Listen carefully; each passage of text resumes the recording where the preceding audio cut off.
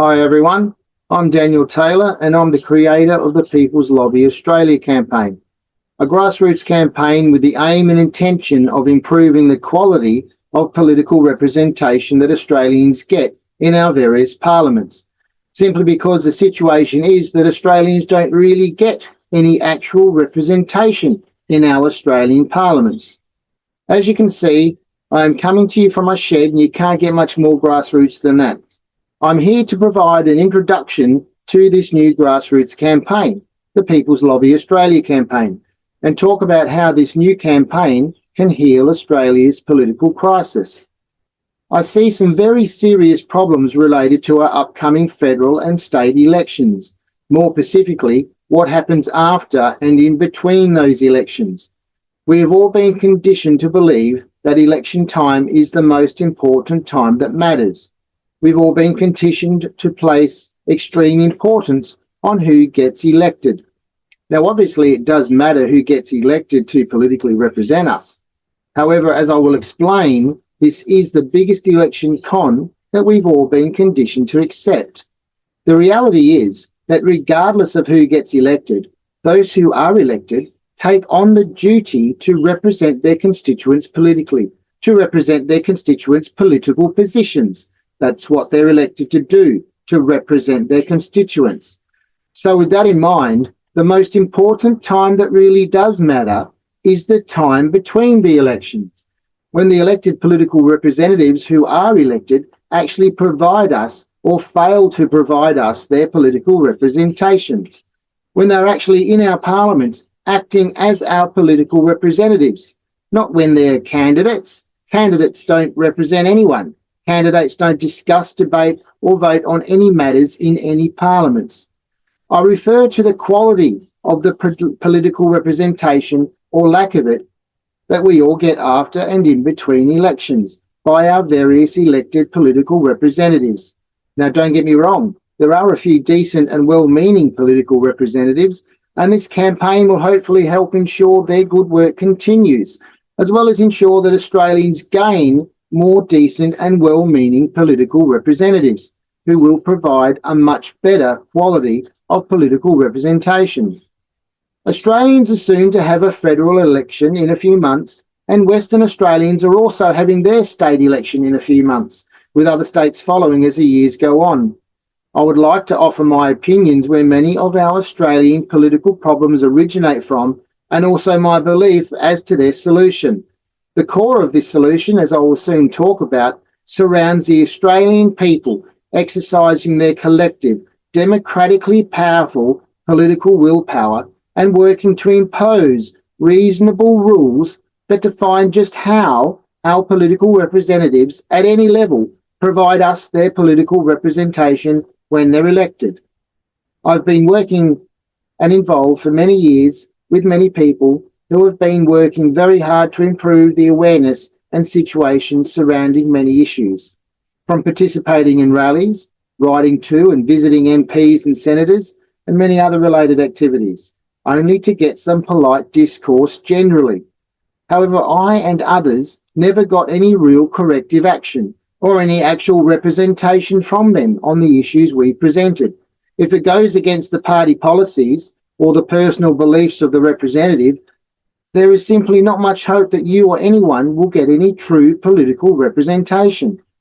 I believe over the last few years, many people have found the same to be true, and their eyes have opened widely to many things. From all of these many years of experience, a very few simple and very hard truths were realised by myself and others. Essentially, that all the issues and all the problems we Australians face that adversely affect our lives and the lives of our children are all governed and caused by our political representatives who create and amend the laws or legislations. The various political representatives, be it the MPs, the senators, and even the local councillors, all discuss, debate and ultimately vote to bring in new legislations, policies, or alter already existing ones. All this discussing, debating and voting is performed on our behalf as our political representatives, as our political agents.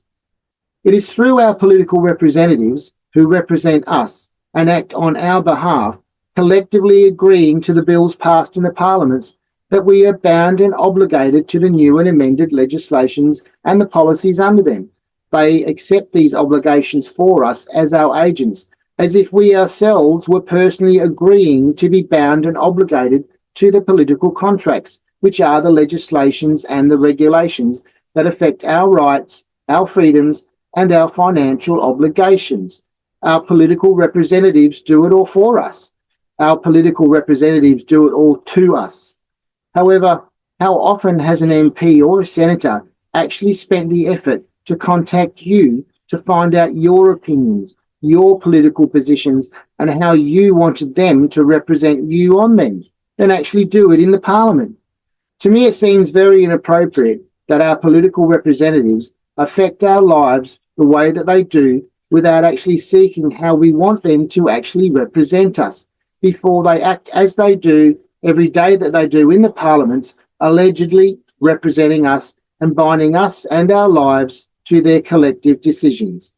It became very clear to me and many others that I've discussed this situation with, that for the most part, our political representatives do very little to nothing to actually represent us according to how we want to be represented. However, they do seem to do very much to represent their own positions, their party's positions, and those well-funded corporate lobbies who spend the big bucks to influence the political representation that does occur in our parliaments, seemingly not to benefit us, the people, but more so the businesses and the international influences behind the well-funded corporate lobbyists.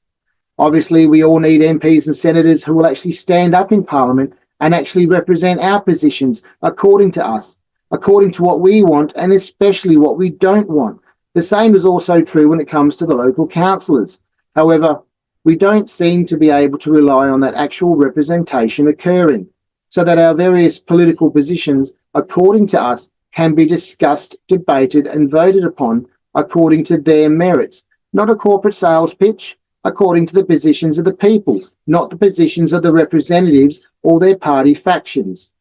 If our political representatives are not representing us in the parliaments as we want them to, then we are simply not being represented. We are being dictated to, and we are locked into a very flawed representative democracy, one void of any actual or true representation.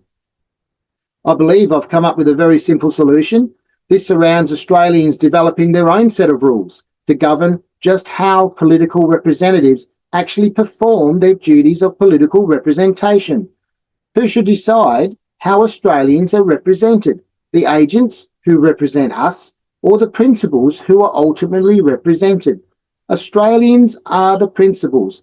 The MPs and the senators who act as our political representatives are our agents. Our political agents, it's very simple. Does the employer do what the sales representative instructs, or does the sales representative do what the employer instructs? Of course, the employee does as the employer instructs, or the employee gets sacked. We all need to acknowledge that as Australians, we are the employers.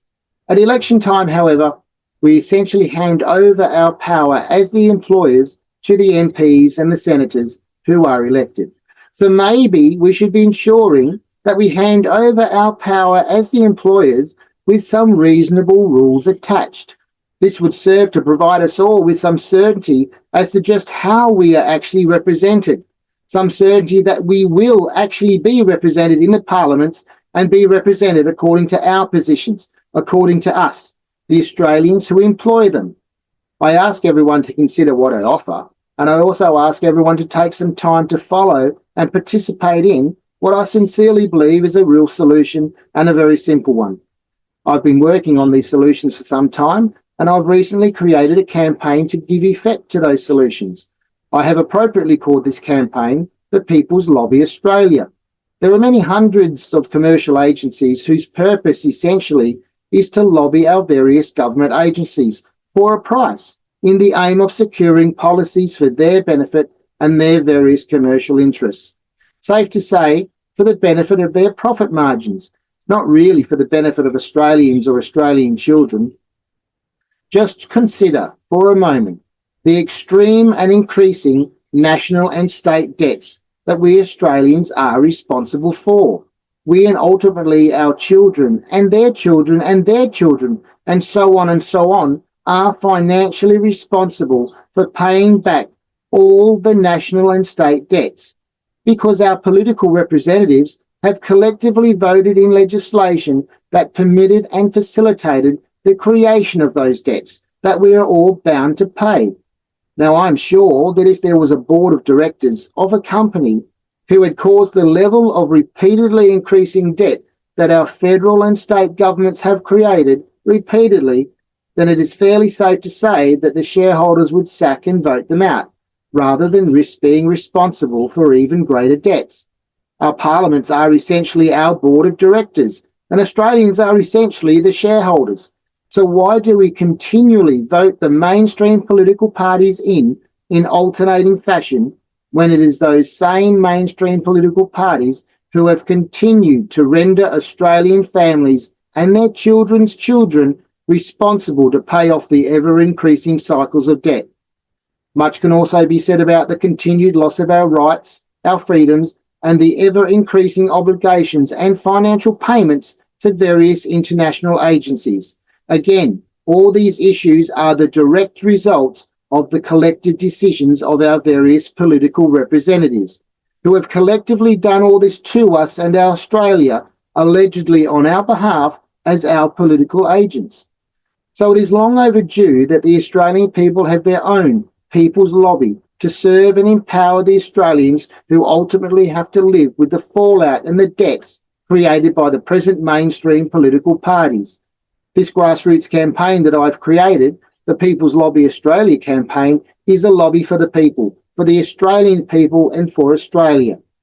A core aspect of the People's Lobby Australia campaign, and the basis of what I see as a very simple solution to the Australian political crisis, is for all Australians to participate in the creation and implementation of a set of rules that govern just how our political representatives perform their representative duties for us. For at the moment, an elected political representative is free to do whatever they choose to do, and none of us can expect them to actually represent us, according to us. There simply seems to be no legal obligation on our elected representatives to actually represent us according to us. This is so wrong, and only we can change this. I have no doubt that we can, provided we come together and make it happen. When election time is upon us, as it is now, the various candidates each tell us their version of what they will do if they are elected. Yet as representatives, shouldn't they be acting more like representatives for us, their constituents, not for their own parties and not for the lobbyists, certainly not for the international agencies? Shouldn't they be telling us they will be acting as our representatives, as we want them to, and not acting as our dictators? Shouldn't they be really saying something more like, if I am elected, I will do what you want, what my constituents want, not what outside influences want me to do for them? Shouldn't they be saying something more like, I will seek out to the best of my ability what you want, the way you want it, and represent your political positions according to how you want me to represent them?